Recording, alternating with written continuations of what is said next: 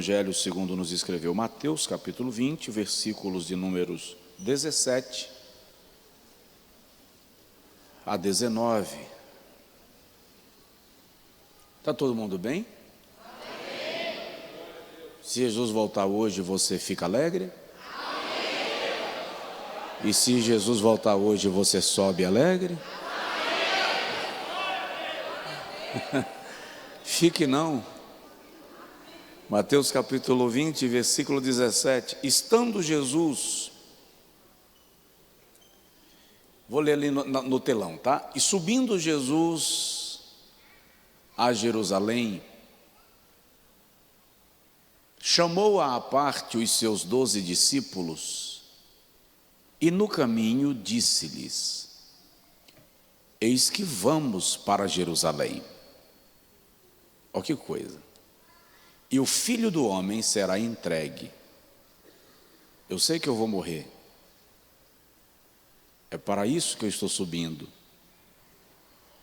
Mas mesmo assim eu vou.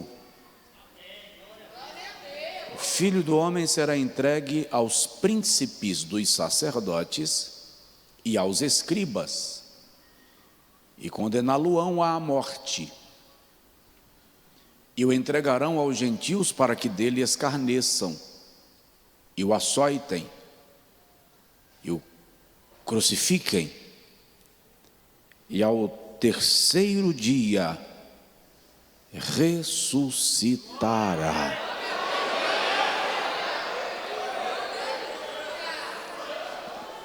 No texto que eu tenho em mão, diz: estando Jesus para subir a Jerusalém, chamou à parte os 12. Ele não disse a todo mundo, ele disse apenas aos 12. Existem segredos de Deus que não são para todo mundo, são apenas para aqueles que fazem parte do propósito imediato.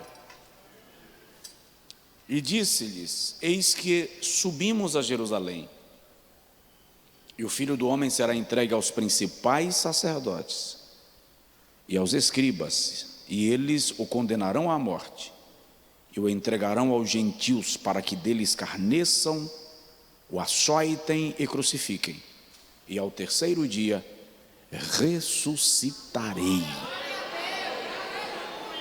Diga comigo: Senhor, fala com a gente. Amém. Podem sentar, amados. Se eu tivesse atentado em tempo, eu teria programado para que todos os cultos desta semana fossem uma sequência alusiva à semana da Páscoa. A mensagem que eu vou ministrar hoje, de maneira resumida, eu teria ministrado domingo passado. Hoje eu faria aqui com os irmãos, e ninguém blasfeme, pelo amor de Deus, mas hoje eu faria aqui uma ceia da Páscoa. Na quinta-feira, a gente poderia ministrar sobre a crucificação e fazer a Santa Ceia, para você entender a diferença de um ato para o outro.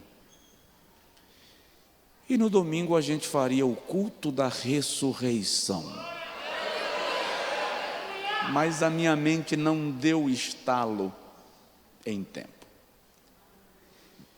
Se Jesus não voltar daqui para a Páscoa do ano que vem, nós vamos trabalhar essa perspectiva, porque a melhor maneira de ensinar sobre valores, essa igreja é uma bênção, irmão. Até gato quer participar do culto aqui. A melhor maneira de ensinar sobre a Bíblia é colocando em evidência e prática, para efeito de ensino, aquilo que está sendo pregado. Não é que eu tenho a ideia de judaizar, a igreja. Mas nós precisamos compreender o paralelo que se faz do Antigo Testamento com o Novo, para compreendermos que houve uma migração, eu vou usar esse termo, do ambiente físico e religioso para o ambiente espiritual, da dispensação da lei para a dispensação da graça, e a gente compreender quão valioso é o sacrifício de Jesus Cristo.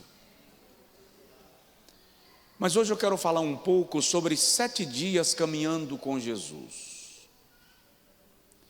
O que você acha de uma aula, uma imersão bíblica de 7 dias com Jesus?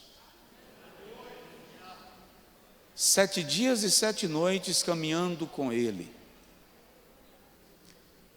Quais lições Ele nos ensinaria? O que teríamos a aprender com Ele? Bom, obviamente não vai dar para eu mergulhar muito. Para isso a gente precisaria pelo menos de 7 dias. E não seria com Jesus no seu aspecto físico, mas Ele está conosco em seu aspecto espiritual. Mas é bom lembrar para o irmão entender que Jesus viveu com a sua família na pequena aldeia de Nazaré, até o momento que ele é batizado nas águas, vai para o deserto, onde fica 40 dias e 40 noites sendo tentado por Satanás. Depois dos 40 dias e 40 noites de jejum e tentação, Jesus vem para Nazaré, sua aldeia de moradia, e a Bíblia diz que ele foi para a sinagoga de Nazaré. Lucas 4. Quando ele chega na sinagoga de Nazaré, o líder, o chefe da sinagoga, franqueia a palavra para quem quisesse fazer a leitura do texto, e Jesus se levanta. A sinagoga de Nazaré é pequenininha, deve caber em torno de 20 pessoas, 25 pessoas. Na sinagoga, no fundo dela, tem uma parte mais elevada, tipo um púlpito, como isso aqui. Em cima dela ficavam 3 cadeiras, 2 ocupadas e 1 vazia. A ocupada se assentava o chefe da sinagoga, a outra, o seu auxiliar imediato. E uma cadeira ficava vazia porque se assentaria nela aquele que iria fazer a leitura do texto ou a menção do texto. Quando ele franqueia a palavra, Jesus se levanta, se dirige ao altar, ao púlpito, e o chefe da sinagoga lhe entrega o rolo do livro do profeta Isaías. Jesus desenrola e lê no texto que para nós é o capítulo 61. O Espírito do Senhor Jeová está sobre mim, porque Ele me ungiu para pregar boas novas aos mansos, enviou-me a declarar libertação aos cativos, abertura de prisão aos presos e anunciar o ano aceitável do Senhor e o tempo da salvação do nosso Deus. Jesus fecha o livro, devolve o rolo e diz assim: hoje se cumpre esta palavra. Quando ele começa a exposição do texto, a Bíblia diz que ele foi retirado da sinagoga e expulso dela. Também expulsaram Jesus de Nazaré, a sua cidade, a sua aldeia, onde ele cresceu. E o levaram para um lugar que é conhecido hoje como Monte do Precipício, é muito alto, para lançá-lo de lá. E a Bíblia diz que ele saiu pelo meio da multidão, e naquele dia Jesus foi embora para Cafarnaum. É nesse dia que Jesus lança uma premissa e ele diz que um profeta não tem honra na sua própria casa. Jesus não está lançando um princípio, ele está revelando uma premissa de que o profeta não deve permanecer no lugar onde ele não é honrado. É tanto que Jesus vai embora e ele não volta para Nazaré. Jesus só retorna a Nazaré mais uma vez durante todo o seu ministério. E a Bíblia diz que ele não fez milagres em Nazaré por causa da incredulidade do povo. A partir de então, Jesus estabelece em Cafarnaum, uma cidade marítima da Galileia, a sua residência. E é lá e a partir de lá, que ele vai desenvolver o seu ministério. Foi lá em Cafarnaum, por exemplo, que Jesus curou aquele paralítico que desceu pelo telhado. Tudo indica que aquela seria a casa de Pedro e que se tornou a casa onde Jesus passou a morar em Cafarnaum. Também é em Cafarnaum que Jesus surpreende ao próprio Pedro, que ainda não o seguia, com uma pescaria maravilhosa, ao ponto de Pedro cair aos pés de Jesus e dizer: se afasta de mim, porque eu sou um homem pecador. Cafarnaum e o mar da Galileia se tornaram o palco dos maiores, dos principais e dos mais frequentes milagres que Jesus realizou. E em cada milagre que Jesus opera, ele dá ensinamentos diretos e indiretos. Nos ensinamentos diretos, ele está sempre ensinando sobre a fé, que aponta para a salvação. Nos ensinamentos indiretos, Jesus está sempre falando sobre o legalismo e a crença dos judeus do seu tempo, que bloqueavam a experiência com a plenitude do amor e da graça de Deus. Em Cafarnaum, Jesus treinou, orientou os seus discípulos. Em Cafarnaum, Jesus ensina para os seus discípulos e para os seus apóstolos tudo o que haveria de acontecer na sua vida e no seu ministério em Jerusalém. Agora, texto que nós lemos de Mateus capítulo 20, Jesus está começando a sua caminhada para Jerusalém, a última ida a Jerusalém. Jesus sabia que era a última. E sabe o que é incrível? Ele sabia que era a sua última ida a Jerusalém e foi, mesmo assim. Ele sabia que iria morrer e foi, mesmo assim. E é nessa caminhada que ele diz aos discípulos: o Filho do Homem dá a sua vida e tem poder para tomá-la de volta. Posso tomá-la de volta. No caminho para Jerusalém, saindo da Galileia, é bom lembrar, e eu citei isso aqui domingo passado, era uma caminhada longa. Do mar da Galileia, na região onde Jesus estava, até chegar em Jerusalém, eram cerca de 120 milhas, aproximadamente 193 quilômetros, subindo, sempre subindo, pelo deserto. Como havia limitação da quantidade de quilômetros que se podia andar diariamente, normalmente a viagem demorava entre 6 e 8 dias. Portanto, a média, 7 dias de caminhada. Havia outras rotas para ir a Jerusalém, sem ser necessariamente por esta que Jesus foi, que é a rota que vai margeando o Rio Jordão. Tanto Jesus quanto os judeus do seu tempo optam por esta rota por duas razões específicas. Uma, porque A outra rota passava pelo território de Samaria, dos samaritanos. E tem uma vez que Jesus sai de Jerusalém para a Galiléia e ele decide passar por Samaria, que é aquele dia que ele se encontra com a mulher no poço de Jacó.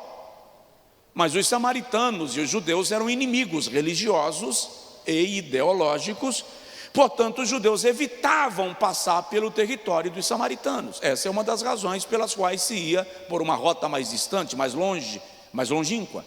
A segunda, porque a rota que ia pela margem do Jordão tinha diversas aldeias e povoados, e numa viagem de 7 dias, há-se de precisar de hospedagem, alimento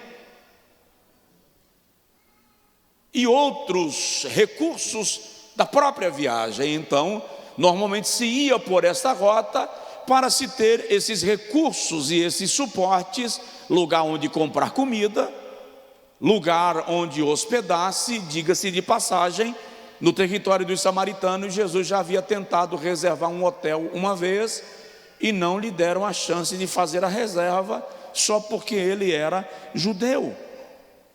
O texto bíblico nos revela, todos os evangelistas nos revelam, que onde Jesus passa, a multidão lhe acompanha, os milagres acontecem. Jesus era conhecido pelos seus milagres, era conhecido pelo seu nome, era conhecido pelo seu título, era conhecido pelos seus ensinamentos e era conhecido pelos seus sinais. Como a gente sabe disso? Todas as vezes que os evangelistas narram milagres que Jesus fez, você observa as pessoas se dirigindo a ele como Rabi, mestre, filho de Davi, o que significa que as pessoas sabiam quem era ele.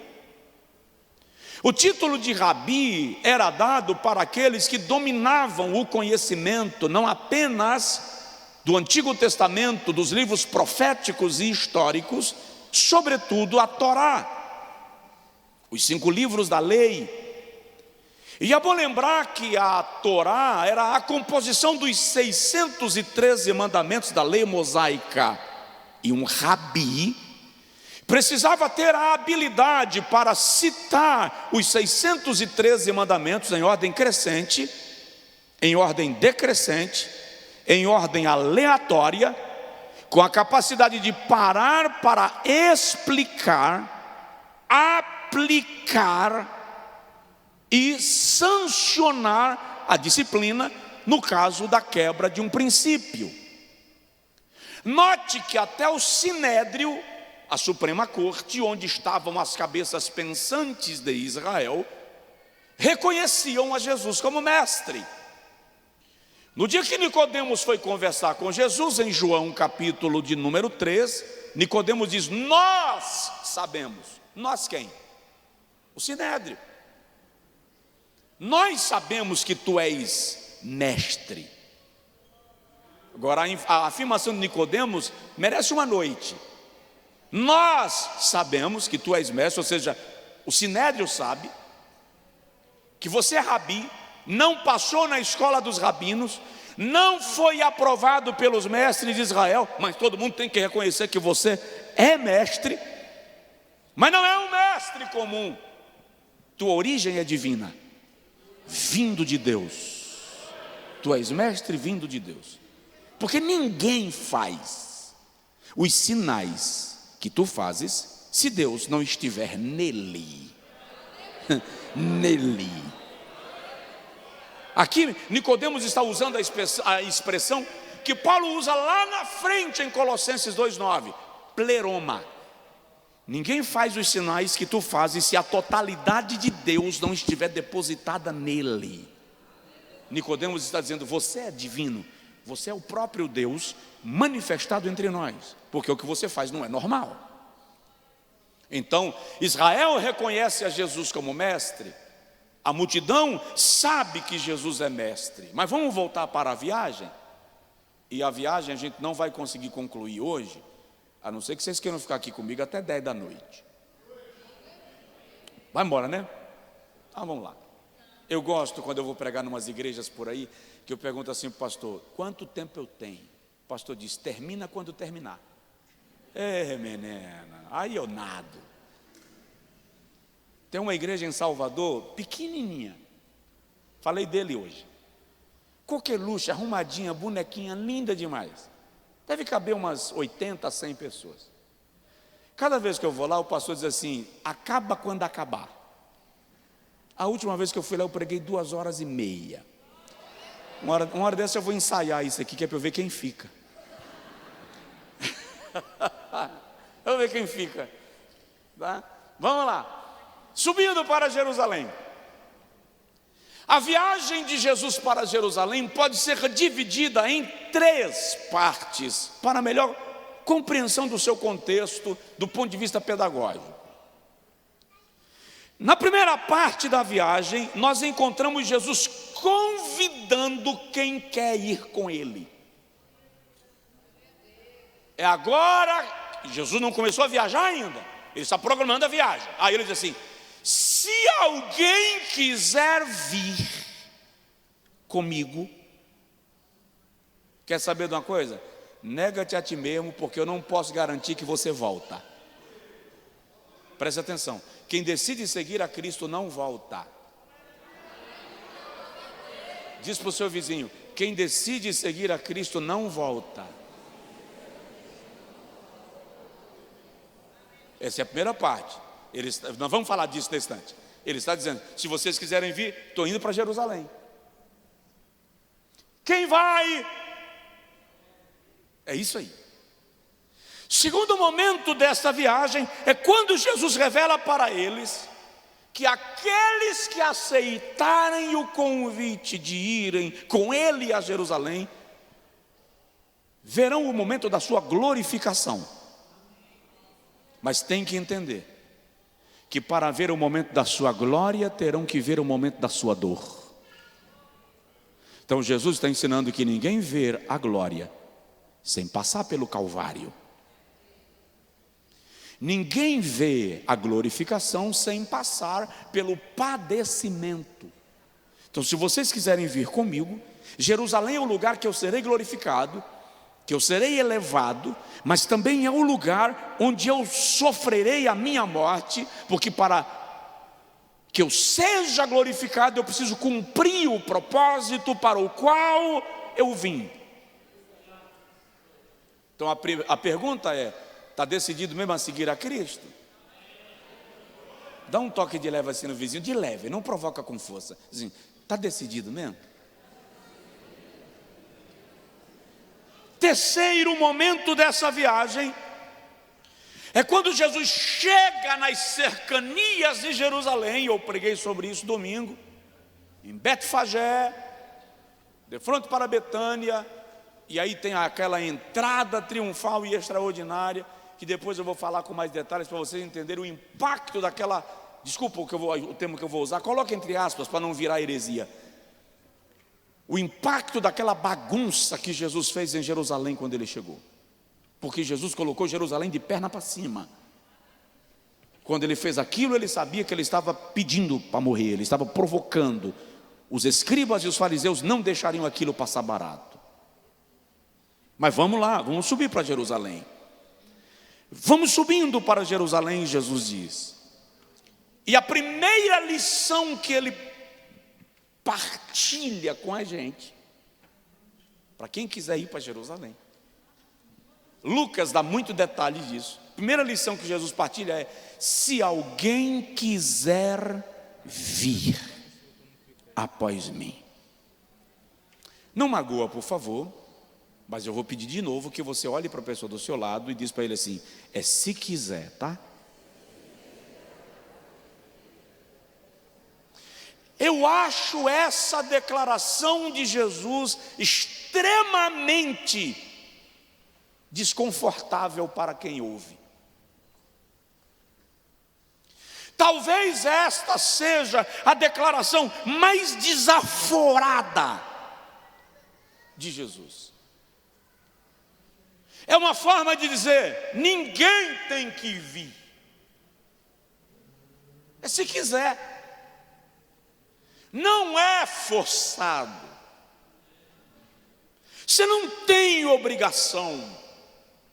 Parece que ele não está fazendo nem questão que alguém se disponha a ir.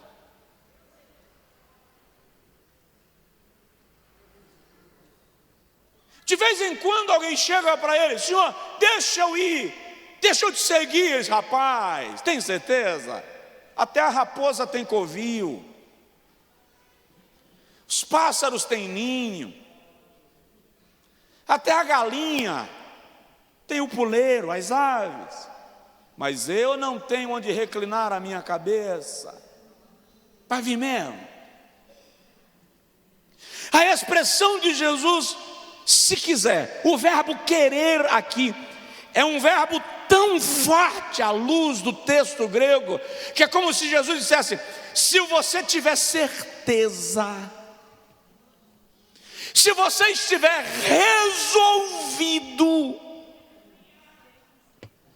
se não te resta mais nenhuma dúvida,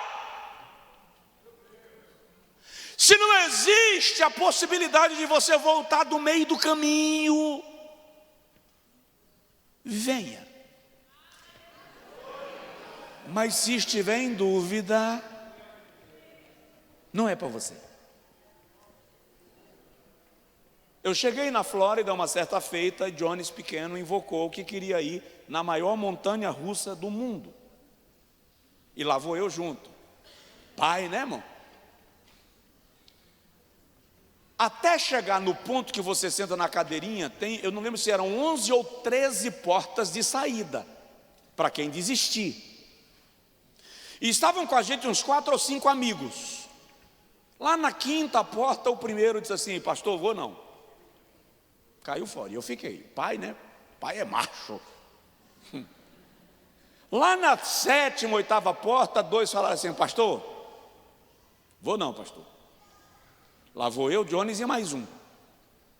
Quando chegou lá na 11ª, um falou assim: pastor, tu vai aí, tipo assim, o fio é teu. Eu não vou não. E lá vou eu com o Jones. Ah, o pai está aqui, o pai vai com você. Irmão, quando eu sentei na cadeira, que eu olhei para baixo, eu falei assim: o que eu estou fazendo nessa porcaria? Não dava mais tempo, irmão. Já começou a contagem: 3, 2, 1, 0. O inimigo pelejou na hora.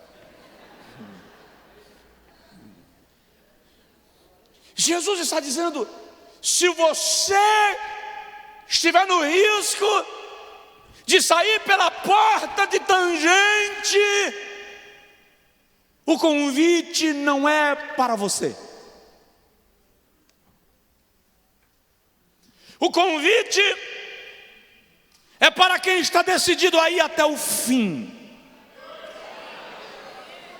É para quem está disposto. E é interessante, se a gente observar a Bíblia, nós vamos perceber que as pessoas tinham razões para seguir a Cristo. Cada uma tinha as suas. Alguns seguiam a Cristo pelo status de estarem perto dele. Eu sou amigo do Rabi de Nazaré. Você sabia que eu ajudei até a partilhar os pães daquele milagre que ele fez lá no deserto? Na verdade, eu sou obreiro auxiliar de Jesus. O status. Outras pessoas seguiam a Cristo por curiosidade. Queriam saber quem ele era, o que ele iria falar, o que ele iria ensinar. Alguns o seguiam pela cura. Ele faz milagres. Tinha gente até que seguia Jesus por causa da comida. João 6, ele diz: vocês me seguem não porque creem em mim, mas porque vocês sabem que se me seguirem não vão passar fome e nem precisam trabalhar, porque eu multiplico o pão. É interessante que ainda hoje esses mesmos grupos estão nas igrejas, seguindo a Cristo pelo status da fé. Ser crente virou, né? Outros que seguem a Cristo pela curiosidade: deixa eu ver no que dá. Quem segue a Cristo por um milagre. Estou aqui porque eu preciso que Jesus me cure, restaure meu casamento. Alguns seguiam a Cristo porque criam em seus ensinos. Embora, teve um dia que ele pregou uma mensagem mais dura, João 6, e a Bíblia diz que todo mundo foi embora. Só ficaram os 12. E Jesus era um pastor diferente. Porque ele vai pregando e o povo vai saindo, ele não parou de pregar não. Porque se eu começar a pregar, levantar o primeiro, levantar o segundo, no terceiro, eu digo, olho no relógio para ver se eu já passei da hora e vou encerrar. Jesus não, ele continuou pregando e o povo indo embora. Quando todo mundo foi, só ficaram os 12. Ele olha para os 12 e fala assim: vocês querem ir também?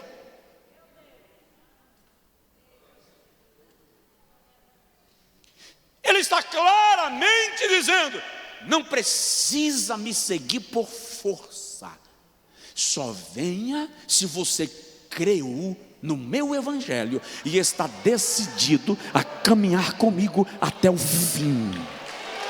É isso que ele está dizendo.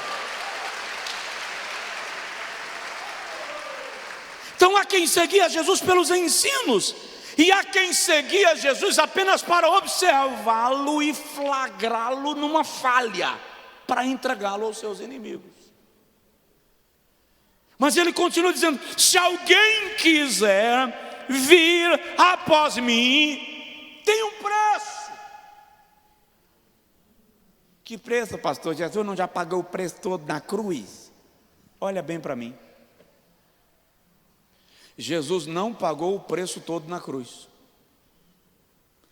Preço da salvação, ele pagou. Mas a viagem tem um preço. Paulo diz assim: cumpro no meu corpo o que restam das aflições de Cristo, por amor do seu corpo, que é a igreja. Tem uma porção que ficou para mim e para você. Provoca o vizinho, fala com ele assim: tem uma porção que ficou para você. Qual é o preço? Negue-se.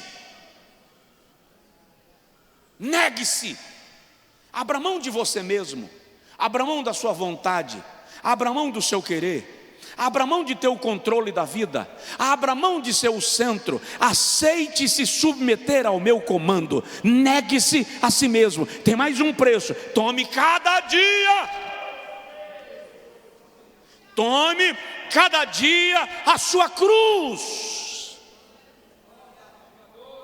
Jesus está dizendo: o custo para me seguir é a tua vida.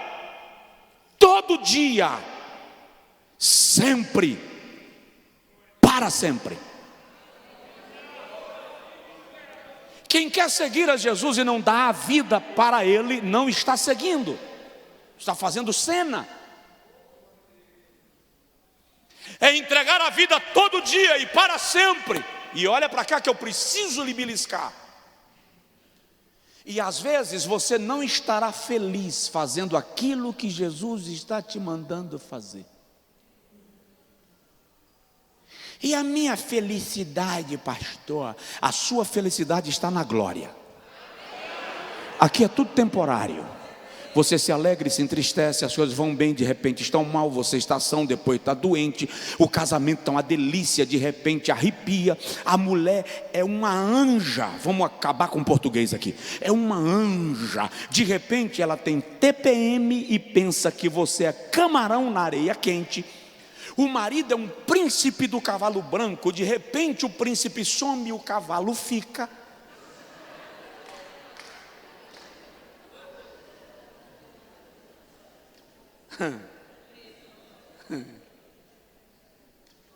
Aí quando chega lá na frente que você encontra o príncipe, você diz assim: eu fiquei sem saber assim nesse instante quem estava comigo era o príncipe ou o cavalo.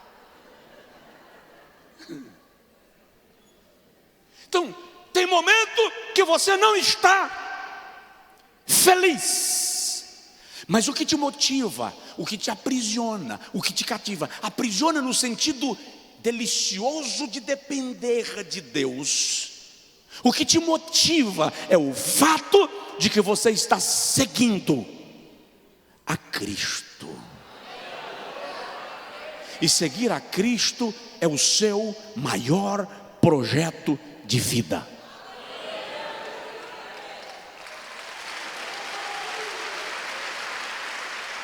Por isso que o missionário mexicano compôs e cantou até a morte: estou seguindo a Jesus Cristo, deste caminho eu não desisto. Estou seguindo a Jesus Cristo, atrás não volto, não volto mais. Debagaio, suirimandura mandagasteias. Eu preciso lhe dizer isso. Olha bem para mim. Não tem volta.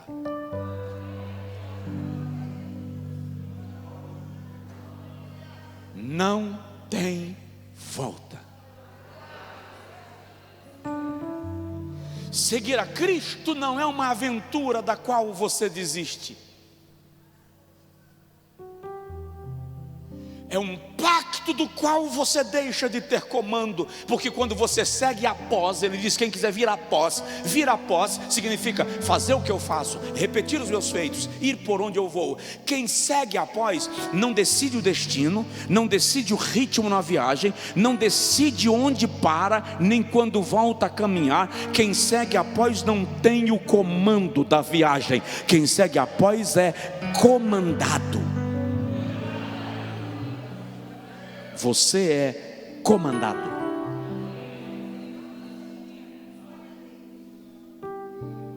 Negue-se a si mesmo.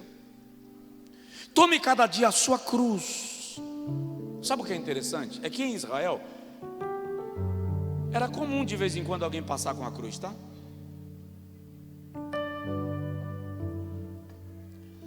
Mas quem passava carregando a cruz não tinha a opção de desistir de morrer.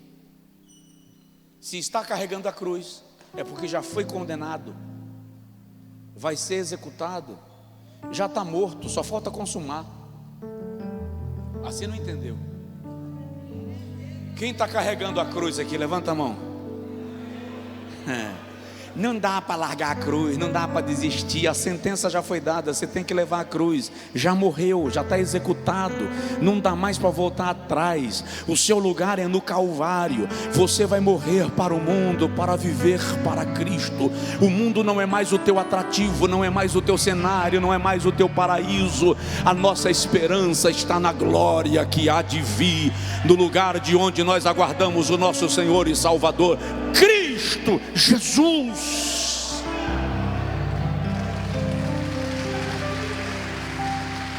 Essa é a viagem. Começou a viagem. Qual é a segunda lição que Jesus vai ensinar? E eu paro na segunda.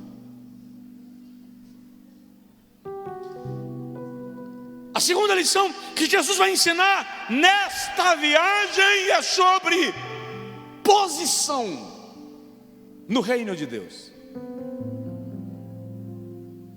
Deixa o irmão ler Mateus capítulo 18. Jesus está dando uma lição. O tema é o maior no reino dos céus. Aí Jesus está dizendo assim: prestem atenção no que eu vou dizer a vocês. Se vocês decidiram seguir comigo, eu preciso que vocês entendam que nenhum de vocês é grande. Quem quiser ser grande, andando comigo, que seja igual a esse menino. Porque no meu reino, o grande é pequeno e o pequeno é grande. Jesus deu uma lição, ele está dando uma aula sobre humildade. Aí, lá em Mateus capítulo 20, deixa eu ver o versículo especificamente. Parece que tudo que Jesus ensinou sobre humildade não serviu para nada. No versículo 20 chega uma mãe, mulher de Zebedeu. ela combinou com os meninos, os 2 filhos dela. E ela disse assim: olha, eu vou fazer um pedido a Jesus, vou defender o lugar de vocês no trono. Fique perto, porque quando Jesus disser sim, vocês já pulam dentro. Tá bom, mãe? Tá dito. Aí ela chega para Jesus no versículo 20 e diz assim: ajoelhou, mestre, eu vim te fazer um pedido que o senhor não pode enjeitar. Não é assim que a gente fala lá na roça? Enjeitar. O senhor não pode enjeitar o pedido que eu vou fazer para o senhor. Que queres, mulher de Zebedeu? Está caminhando para Jerusalém. A gente decidiu te seguir. Apesar de tudo que o senhor disse, que se a gente quiser, a gente quis, estamos aqui. E eu quero fazer um pedido ao senhor. Fala.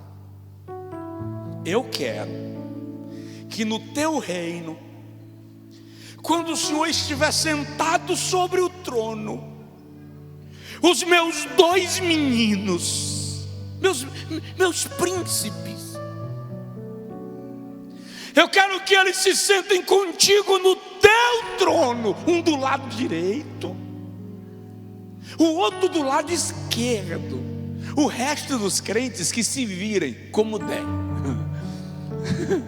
Eles podem ficar pendurados até na janela do céu, contanto que meus meninos se assentem, um do lado esquerdo, outro do lado direito.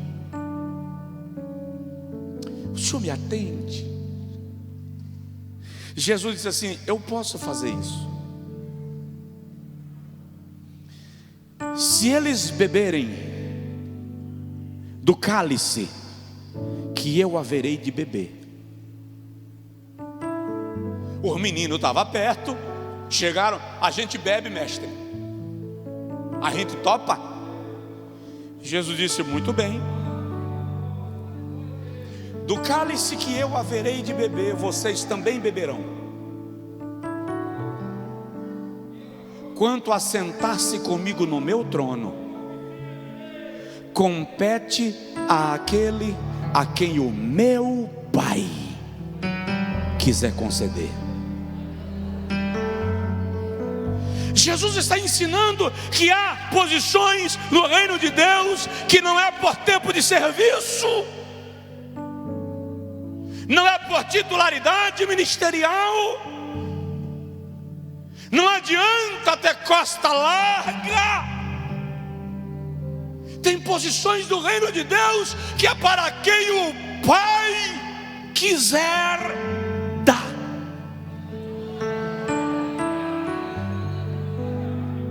O cálice que eu vou beber, você vai beber, Pedro. Você vai beber, João. Você vai beber, Tiago. Pedro morreu de cabeça para baixo crucificado. João foi lançado numa caldeira de azeite fervendo e desterrado para a ilha de Pátimos para morrer no exílio. Tiago foi degolado. Bartolomeu foi esfolado vivo. Tiraram a pele de Bartolomeu com ele ainda vivo. O outro Tiago foi amarrado pelas mãos em 2 cavalos, as pernas em outros 2 cavalos, em sentidos opostos, e os cavalos foram atiçados e puxaram em sentidos opostos, e ele foi partido ao meio. Judas, o escritor da epístola, foi morto a flechadas. Paulo foi degolado. Do cálice que eu beberei, vocês também beberão.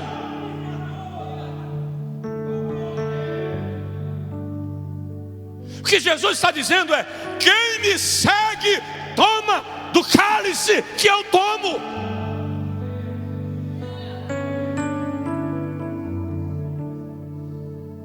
Mas sem garantias de status, sem garantias de promoções.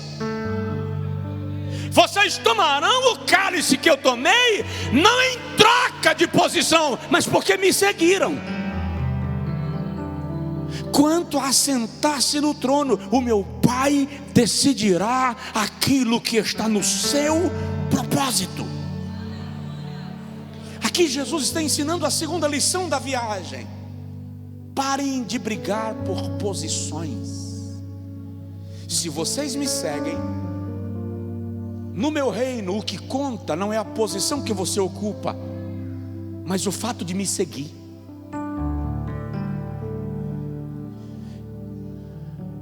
É uma forma de entender que há gente que tem posição, mas não está seguindo. É uma forma de entender. Olha o restante do texto. Jesus vai dar uma aula. Versículo 24. Os outros discípulos ficaram revoltados, os 10. E é bom lembrar que Judas Iscariotes ainda está aqui, tá? Judas também está nervoso aqui. Ah, vocês são besta? Vocês estão querendo sentar no trono? E a gente? A indignação aqui não é uma indignação espiritual, não. É a indignação do orgulho, de quem também queria estar lá, mas não tinha coragem de pedir. Aí Jesus diz assim, versículo 25. Ele traz todos os 12 e diz assim: saibam que os governadores dos homens no mundo terreno os governam, os dominam. E aqueles que são grandes entre eles mandam. Mas entre vós não será assim. De modo que entre vós qualquer um que quiser se tornar grande, sirva. Seja servo. Se diminua. E qualquer dentre vós que quiser ser o primeiro, que seja aquele que servirá a todos. Se você quer ser grande, sirva. Você quer ser grande no reino de Deus? Sirva alguém. Você quer ser grande no reino de Deus? Decida servir alguém. Eu vou te servir, vou lavar teus pés. Você precisa de quê? Isso te faz grande. Mas se você quiser ser o primeiro, não sirva um, sirva a todos. Seja servo de todo mundo. Jesus está dizendo, a lição que vocês têm que aprender aqui no meu reino: quanto mais você é menor, mais você cresce. Quanto mais você serve, mais você é honrado. No meu reino, quanto mais você estende a mão, mais você produz. Quanto mais você produz, menor você se torna. Fala sério. Olha bem para mim. Dá para me ver de todos os lugares do templo aí? Me responde, é assim que a igreja funciona?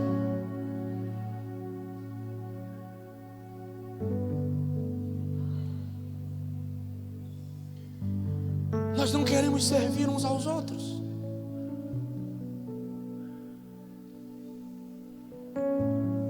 Nós não temos tempo uns para os outros. Eu vou parar. Eu prometo que eu vou parar agora. Eu vou deixar a terceira lição para o próximo culto. Vou dizer igual a Jesus: o que eu tenho para vos dizer, vocês não podem suportar agora. Lembra que Jesus disse isso um dia? Isso aqui é a lição de quem vai subir com Jesus para Jerusalém. Quem está subindo para Jerusalém? Levanta a mão. Quem está subindo para Jerusalém? Levanta a mão e dá glória a Deus. Muito bem. Então Jesus vai dar para nós umas lições em 7 dias. A primeira lição é: eu não obriguei você a vir. Você veio porque quis. Então para de reclamar. Para de choramingar. Para de me cobrar como se eu tivesse te obrigado a vir. Você veio porque quis. É Jesus quem está dizendo isso, sou eu não, tá? É Ele. Porque muitas vezes nós queremos cobrar de Jesus como se Ele tivesse obrigação com a gente.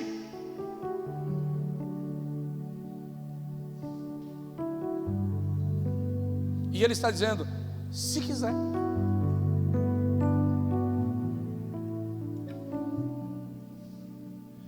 preguei aqui um dia, e no dia eu estava meio... E eu disse assim: irmão, se você está aqui para atrapalhar, vai embora. Aí depois do culto alguém passou no lugar determinado, comunicou que estava indo embora e falou assim: o pastor me mandou ir embora. Se eu não vou atrás, eu vou aguardar. Aí um dia eu encontrei: não, você não me mandou ir embora? Eu disse: não, eu mandei quem estava lá para atrapalhar. O senhor estava lá para atrapalhar? Se estava, foi para o senhor. Se não estava, não foi para o senhor. Jesus radicalizou. Primeira lição: se quiser vir. Quem está aqui porque quer seguir a Cristo, levanta assim a mão. Ah, irmão, então deixa o eixo da terra empenar. Você está seguindo a Cristo, você decidiu seguir a Cristo, você vai seguir a Cristo. Tem dia que está ruim, mas eu estou seguindo a Cristo. Tem dia que ninguém me entende, mas eu estou seguindo a Cristo. De vez em quando me acusam do que eu não fiz, mas estou seguindo a Cristo. Está doendo, pastor, mas estou seguindo a Cristo. Eu estou sofrendo uma luta no meu casamento que o senhor não faz ideia, mas estou seguindo a Cristo. Eu decidi seguir a Cristo. Agora, já que vocês decidiram me seguir, Jesus está dizendo: deixa eu dizer mais uma coisa para vocês. Tem que ser pequeno. Se você quiser ser grande, sirva alguém. E se você quiser ser o primeiro, sirva a todos. Agora eu te pergunto: quem aqui consegue servir a todos? Quem aqui consegue servir a todos? Ninguém? Irmão, eu cheguei no gabinete da igreja ontem, 9h30 da manhã. Eu saí do gabinete da igreja ontem, 7:45 da noite. Eu almocei na minha sala aqui na igreja. Eu não fiz o lanche da tarde. Eu saí 7:45, me devorando de fome.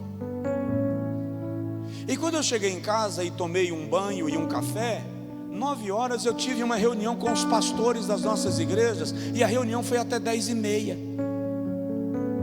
E eu não consegui resolver tudo ontem, então eu não consegui servir a todos. Sabe o que isso significa? Que se você não consegue servir a todos, você nunca será o primeiro. Esquece dessa ambição. Aceita servir, para no reino de Deus você ser grande. Sirva, sirva, sirva. A segunda lição da viagem é humildade. Não queira ser maior do que o outro, porque quem decidiu me seguir vai ter que aprender comigo. Jesus está dizendo que sou manso e humilde de coração. Fica de pé, por favor.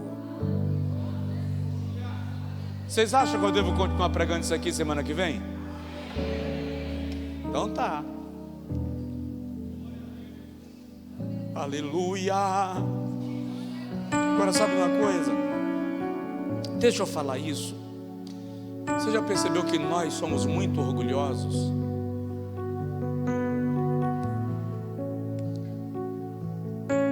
Você viu como o louvor hoje fluiu? Fui eu. Você viu como a pregação hoje foi boa? Levantou o culto. Fui eu. Sabia que tu só está na igreja por minha causa? Porque eu oro por tu todo dia? É um orgulho com roupagem de espiritualidade. Sabia que tu só levantou daquela queda porque eu fiz 40 dias de jejum e 21 noites de oração por tua causa? Oh, que orgulho besta. Olha Jó, olha Jó. Se o Todo-Poderoso puder apontar onde eu errei, que Ele se manifeste. Como assim, Jó? Se ele fosse homem como eu, ele não teria me atingido. Como assim, Jó? Como assim? Na igreja tem um bocado de crente como Jó, íntegro, temente a Deus, que se desvia do mal, mas que pensa que o seu direito está na sua integridade. Ei, o seu direito está na cruz. Foi Jesus quem conquistou o teu direito. A Bíblia diz que o melhor de nós, a nossa justiça, é como trapo de imundícia. Quer saber o que é trapo de imundícia? Quer ou não? Nos dias que o profeta disse isso, não havia absorvente. As mulheres no período menstrual rasgavam pedaços de pano para conter o fluxo sanguíneo. E o profeta diz: o melhor que você tem é aquilo que o organismo está jogando fora.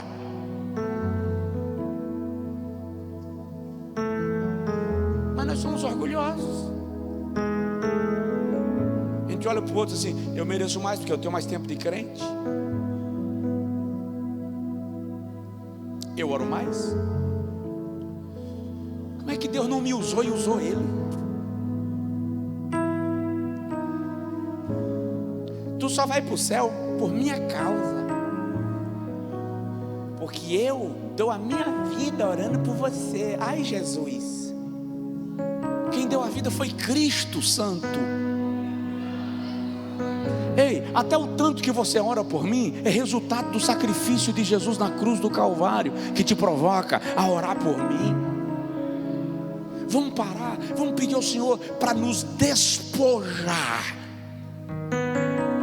do nosso orgulho, da nossa exaltação, da nossa vanglória, da nossa vaidade, para a gente imitá-lo.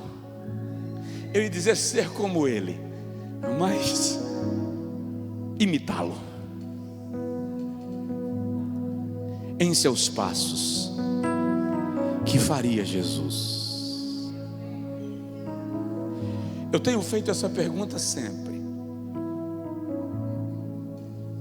Quando alguém me afronta e quando alguém me elogia, quando alguém me pede algo e quando alguém me oferece algo, automaticamente a minha mente está ativando um botão. O que Jesus faria? Como Jesus reagiria? E isso está me ajudando a perceber que eu não posso imitá-lo se eu não estiver decidido a passar por cima de mim.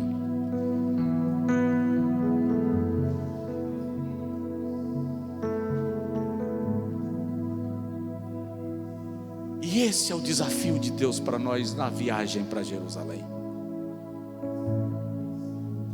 Eu quero que você ore comigo agora e diga para o Senhor: faz de mim o teu imitador. Eu quero que Jesus seja reproduzido em mim. Eu decidi te seguir, Senhor. Pode dizer para ele: não está fácil não, eu estou apanhando igual mala empoeirada. Pode dizer: pois, Senhor, eu estou apanhando igual feijão no terreiro, batendo paulada para tirar da casca. Mas eu decidi te seguir. Diz para ele: eu não abro mão de ti, Senhor. Pode dizer: Senhor, eu não vou desviar, eu não vou abrir mão. Eu estou brigando com os meus vícios, com as minhas raivas, com as minhas mágoas, mas eu não vou largar do Senhor.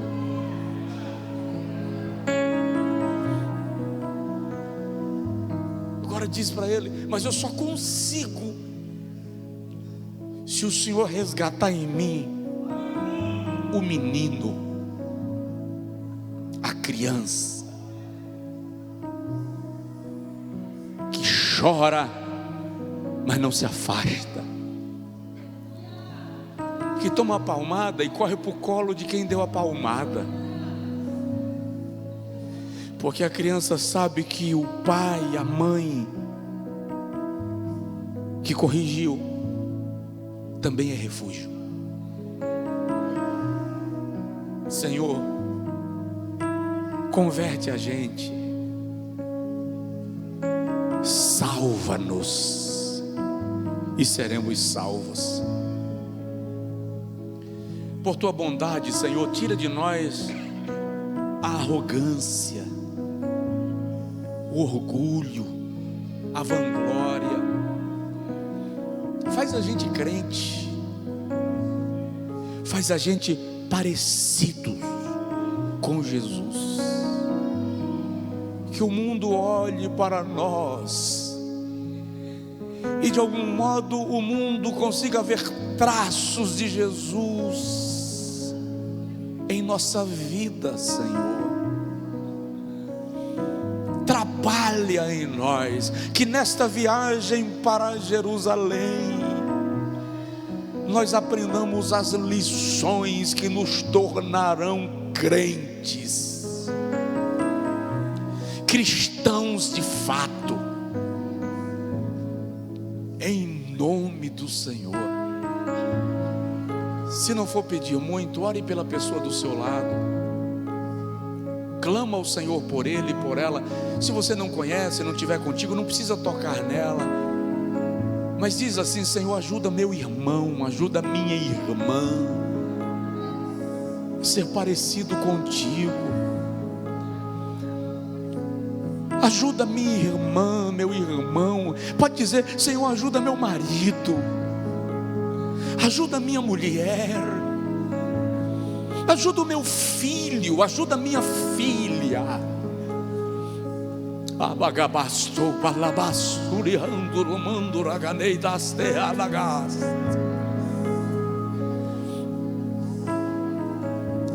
Tá difícil, não é cada pancadaria, que tem hora que a gente erra o caminho de casa, mas nós decidimos te seguir. Nós decidimos te seguir.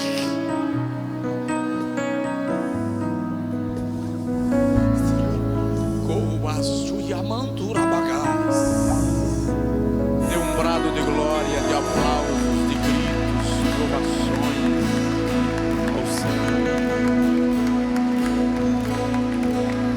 Antes de você sentar, eu vou perguntar só uma vez: tem alguém que nessa noite quer entregar a sua vida ao Senhor Jesus? Alguém que está afastado da igreja e quer se reconciliar com Cristo? Venha agora, sai do seu lugar, venha aqui à frente agora. Eu quero orar por você. Deus te abençoe. Você que está no culto online, se quer fazer isso agora, avisa ao nosso pessoal aí da mídia: eu entrego minha vida ao Senhor, eu me reconcilio com o Senhor. Faz isso agora que nós vamos orar também por você. Há mais alguém? Acho bom você correr. Estamos subindo para Jerusalém.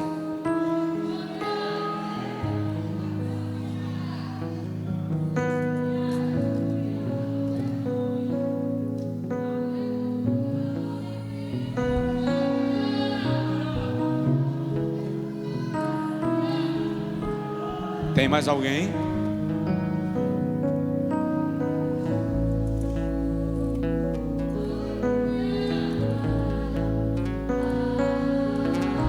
Senhor, eu quero te apresentar esse rapaz. Ele não titubeou. No primeiro convite ele se moveu. E eu quero pedir que essa convicção invada a sua alma e seja entranhada em seu espírito, e ele seja um servo poderoso do Senhor, um evangelista, um ganhador de almas, que representa o Senhor e o teu reino onde ele estiver. Conquista a sua família, a sua casa, e abençoa a sua caminhada, Senhor. Aqueles que estão conosco no culto online, entregando ao Senhor a sua vida, que eles vivam essa experiência de serem entranhados pela paixão por Jesus e pelo caminhar com Ele, para a tua glória. Amém. Deus abençoe. Dá um abraço neles.